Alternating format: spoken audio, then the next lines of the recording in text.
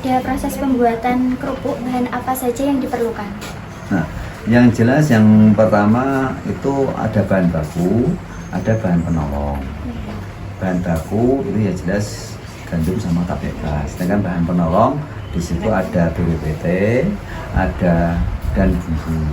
Untuk bumbu itu ada terasi, ada garam, ada penyedap rasa, ada ketumbar, ada bawang. Nah itu. Lalu apakah bahan tersebut itu memiliki supplier sendiri atau bagaimana? Jadi untuk BPPT itu kita punya supplier, di mana itu langsung dari pembuatnya langsung. Itu kita beli berapa kintal gitu untuk beberapa waktu. Terus untuk bahan pokoknya, bahan dasarnya gandum sama tapioka itu sudah ada supplier, berarti kita toko lah, kita tinggal bilang nanti suruh kirim, ya kita punya dana berapa dan nanti dikirim. Apakah ada bahan dalam pembuatan kerupuk yang susah untuk didapatkan? Untuk saat ini tidak, Mbak. Untuk saat ini karena bahan-bahan yang kita pakai itu bahan-bahan yang mudah didapat. Selanjutnya bagaimana cara pembuatan lambak tersebut, Pak?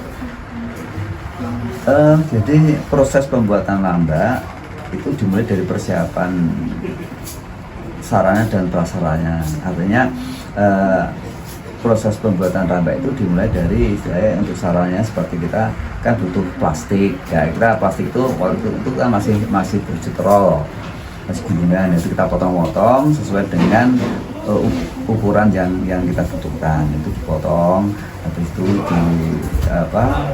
disimpul supaya nanti sebagai ide untuk lontongnya itu. Terus kita potong-potong rapia untuk nanti untuk mengikat. Terus habis itu baru malamnya kita menakar bumbu, kita larutkan bahan-bahan yang istilahnya berbentuk kristal tadi supaya lebih halus. Habis itu besoknya baru kita mulai proses pembuatan kerupuk lambak dengan dimulai dari bahan-bahan yang dilarutkan tadi, kita saring, langsung kita masukkan ke mesin pencampur atau mixer tadi. Habis itu kita tambahi pakai air yang sudah ada takarannya dengan perbandingan untuk air untuk 50 kg tepung,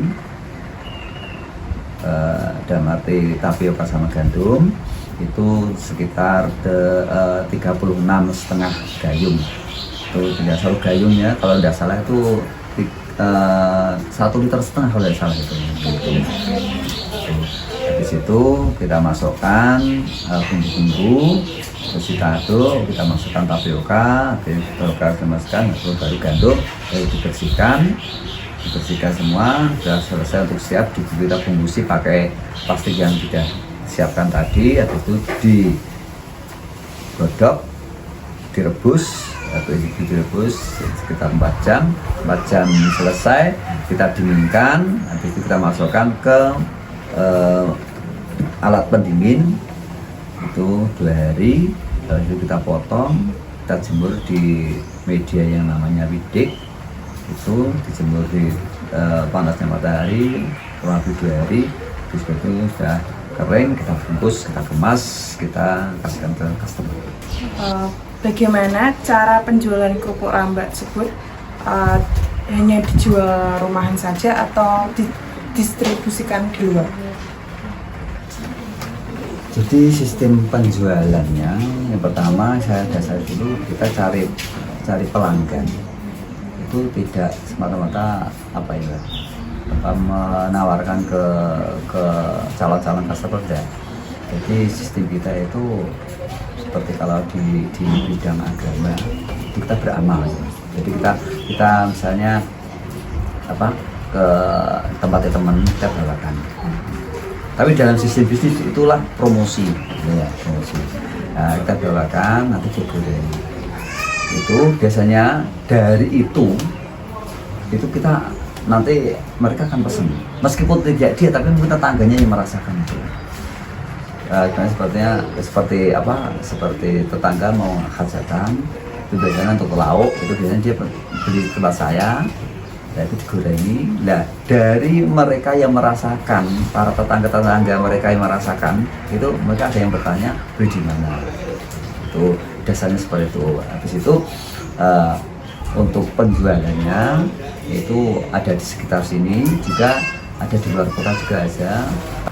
Mau menanyakan apakah ada sisa kerupuk dalam jangka waktu yang kadaluarsa atau dalam penjualan itu habis semua, Pak? Jadi yang namanya kerupuk kadaluarsa tidak ada. Kita tuh memang dari kerupuk itu sendiri itu kita sudah pasang apa ya istilahnya, ini kadaluarsanya kapan itu sudah tahu. Tapi dari sekian kita menjalani usaha ini tidak ada kerupuk yang kadaluarsa, karena kita penjualannya secara tunai, Mbak. Tidak tunai, kita tidak istilah penjualan istilahnya apa, bayar tempo, enggak, kita penjualan tunai. Jadi mereka bagaimana caranya itu mau sisa atau tidak itu urusan dari penjual. Kita tidak menanggung istilahnya apa, titip, ini tidak ada titip konsinyasinya, katakanlah konsinyasi tidak ada. Jadi apa yang kita jual di sini itu rata-rata terus semua. Jadi tidak ada yang tersisa ya? Tidak ada yang tersisa. Dalam usaha kerupuk ini apakah ada kendala saat menjalaninya, Pak?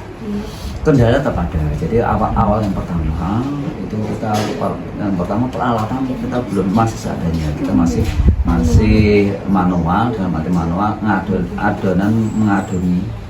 Membuat adonan itu pasti pakai tangan. Terus yang kedua, waktu kita ngerajang masih cuma pakai pisau, dimana kalau waktu pakai pisau itu 7,5 kilo itu 2 jam. Terus untuk penjemuran itu belum ada pelagaan, itu pasti di bawah, Mbak.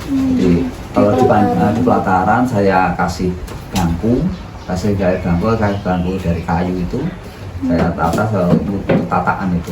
Jadi kalau seandainya apa ada air di bawah itu ya hampir kena kalau nyiprat yang itu. Pembeli kan, itu ciri-cirinya apa yang membedakan PHK sama yang lain gitu apa?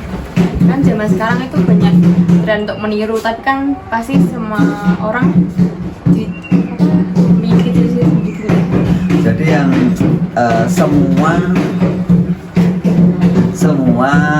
elemen bahan-bahan itu ditimbang. Semua bahan ditimbang. Kita tidak mau main perkiraan, main mood, dan semua ditimbang.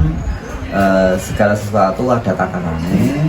Kalau sudah pas sesuai itu kita pertahankan. Kalau apa istilahnya ada ciri-ciri khas tertentu ya mereka sendiri yang kita tidak bisa menonjolkan ada bahan tertentu yang tidak sampaikan. Dan kita semua sudah sampaikan apa yang tidak ada bahan yang tidak sampaikan. Jadi tidak menjadi rahasia dapur gitu, tidak apa. Kalau melihat apa yang sampaikan kan tidak ada yang tidak ada yang tersembunyikan.